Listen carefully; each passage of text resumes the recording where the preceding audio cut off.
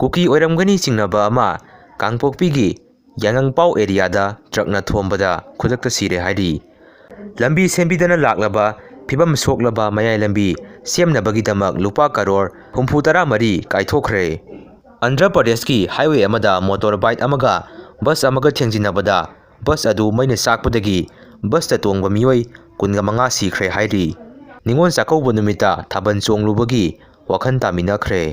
लौ लोकनबा सिक्योरिटी पीनबा बिष्णुपुर डीसी गिदा वाखनखरे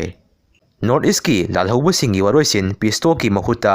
मतमगा सुनरबा ड्रोन अटैकना ओइदबा याई खबम लमखाईगी हाइंगांग पुलिस स्टेशन कोनबा मफमदा लैबा बाहुबली मार्बन गोडाउन की थोंगान मनाक्ता सकंगदबसिंगना हैंड ग्रेनेड अनि थमजिलमले हाइरी पाउमीसिंगदा खुद थाई हाइबगी अकुप मरोन सयवन अनि की मनुंगदा नेशनल ह्यूमन राइट कमीशन दा खंगलकदबनी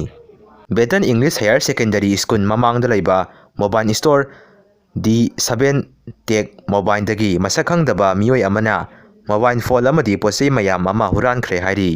इंडियाना ड्रोन सिजिनदुना मिसम मियाम हाटपा यानिंगदे RPF सेनापतिदा लम हेक्टर 5 पोपी पानबी सिंह थारमले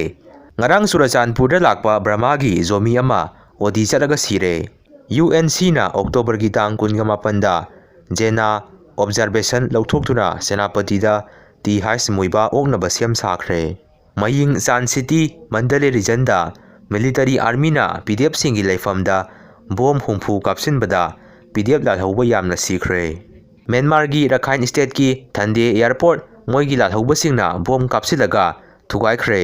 मिसी मीना असोपन यामना यावखरे ब्रह्मागी सेबो टाउनशिप ता लैबा PDF की कमांडर कोमयो ओंग मिलिटरी आर्मी ना हातखरे 2030 का 2 दा एस्टेरॉइड 2020 का 4 ईआर 4 ना इंडिया ना कॉरिडोर ओइबना चाउना अकाइबा पीरबा याई मंडले रीजन नियर मयिंग सान सिटी खाई रोता पुलिस की कार अहुम थोरकपदा म्यांमार की लालहौबसिंगना एम्बुश तौबदा अमा सिरे ngamkhai paringda India Chinese troop sing athum mahau lanakre